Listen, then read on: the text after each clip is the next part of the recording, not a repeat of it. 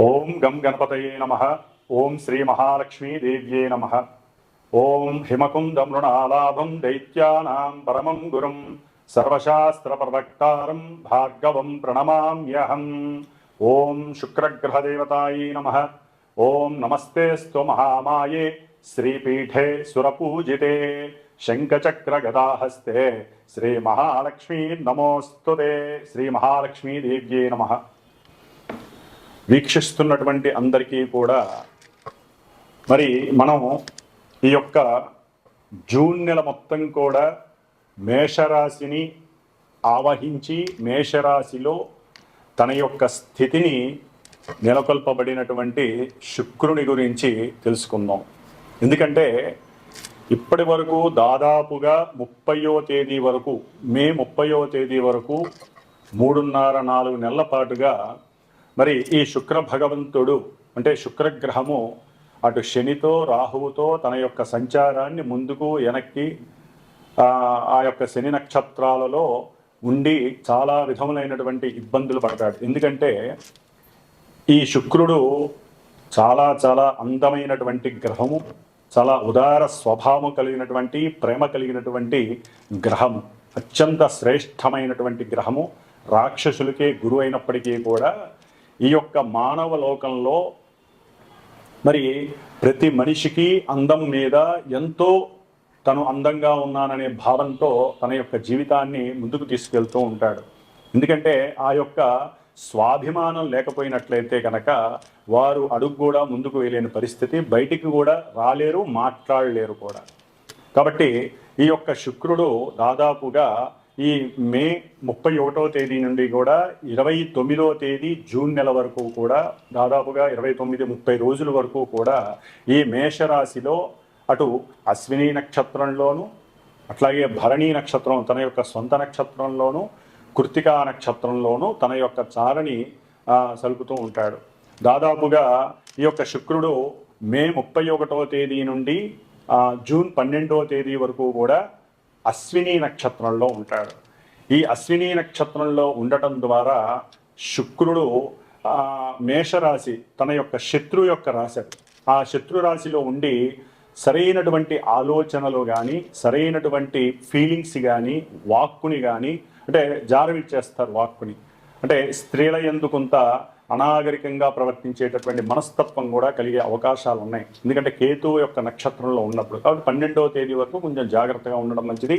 తదుపరి జూన్ 13వ తేదీ నుండి జూన్ 25వ తేదీ వరకు కూడా సొంత నక్షత్రంలో భరణి నక్షత్రంలో ఉండటం చాలా విశేషమైనటువంటిది. అందరికీ కూడా విశేషమనే చెప్పుకోవాలి.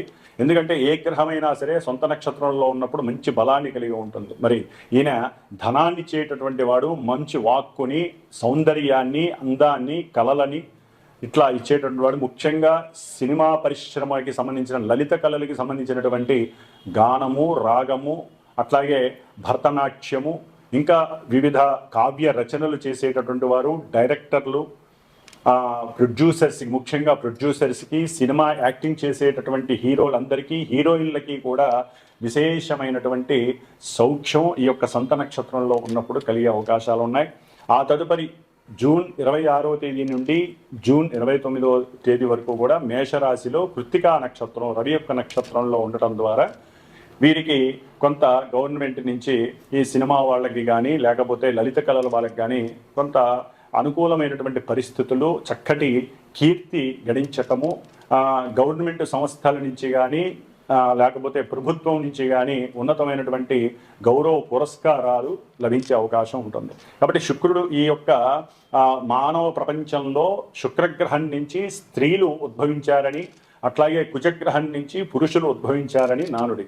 కాబట్టి అందానికి ప్రతీక శుక్రుడు.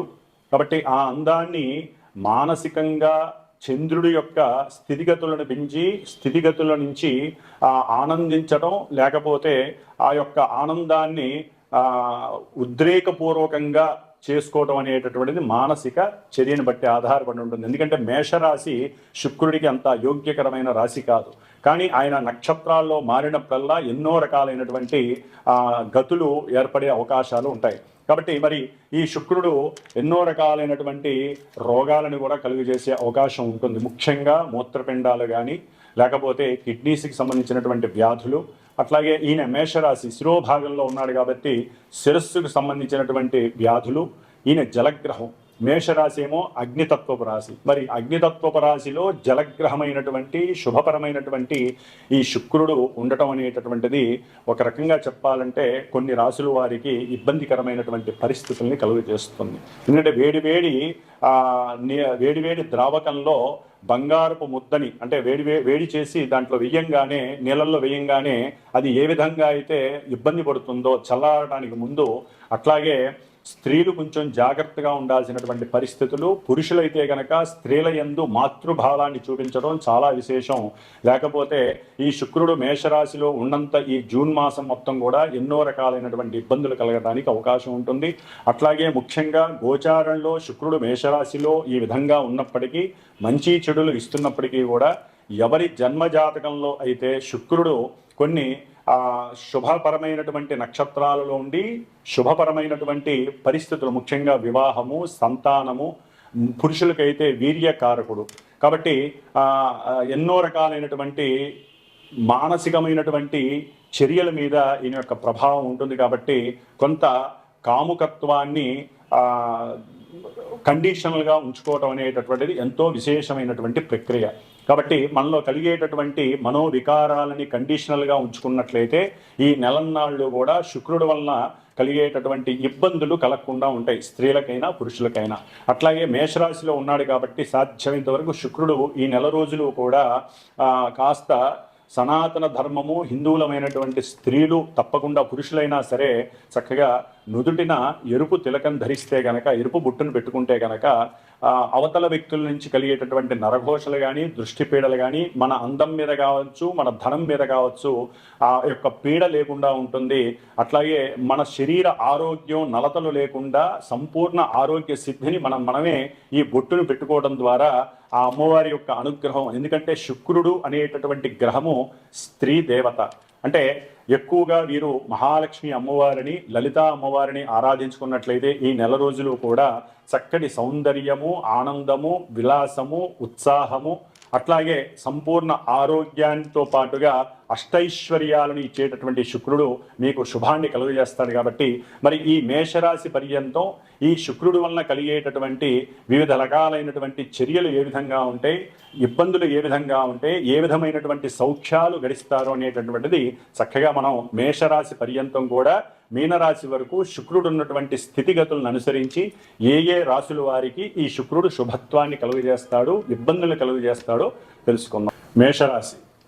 మేషరాశి వారికి చాలా అత్యద్భుతమైనటువంటి శుక్రయోగము పట్టింది అని చెప్పుకోవచ్చు.